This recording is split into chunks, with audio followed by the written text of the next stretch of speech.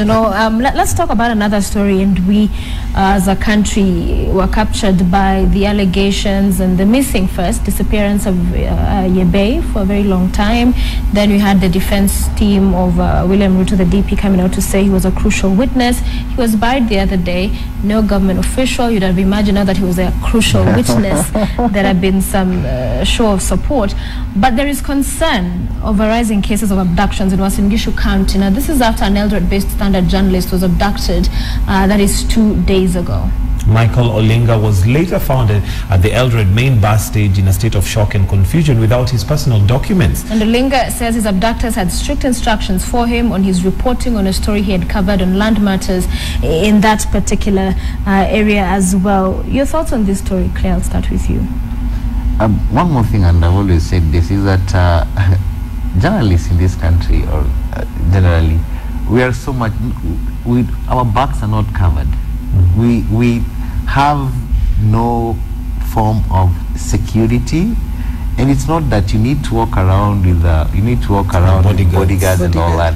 It's just because the kind of institutions that we have, we treat the media as some trash. We don't have respect for journalists, in as much as we'll say, oh, the media is the most trusted, but at the same time we don't respect individual journalists, or we don't respect the people actually who do this job.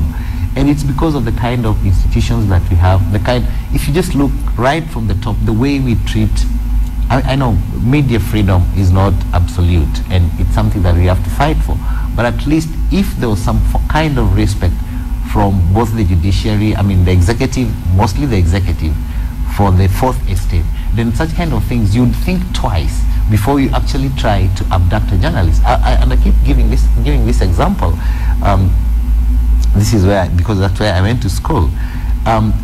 In India, if by any chance you are actually on a waiting list for maybe a flight or a train and all that, and there was a politician too, and just because you have a press pass, you actually get first priority.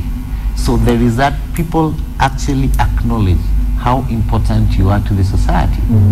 But here, actually, you'll probably be served last. So when you have these kind of systems in place, it will be so difficult before you actually attack a journalist. You have to think twice, because you feel like this is probably, let me say, a protected species. Okay. But here we don't have that. All right. Yeah. Yeah, I think just to add on to what Clay is raising, that we haven't gotten to the position where we understand and appreciate the work of journalists in the country. Journalists are, not your everyday person. They have a responsibility.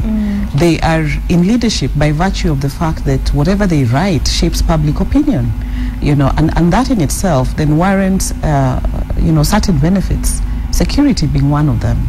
Am I covered, not just from an institutional point of view, so that if I'm working for one media house, that I have certain privileges in terms of my security, but does society understand that my role warrants, certain respect and certain, privileges that I'm then entitled to. Journalists by themselves are leaders, and just like, we treat, our other, leaders, we should be able to treat journalists, with some respect, so that a journalist disappears and, nobody's raising questions about it. The only people concerned are their fellow journalists or the media houses that they're working for, but we don't hear those debates, in Parliament. We don't hear, our leaders talking about this and the fact that these people should actually be protected.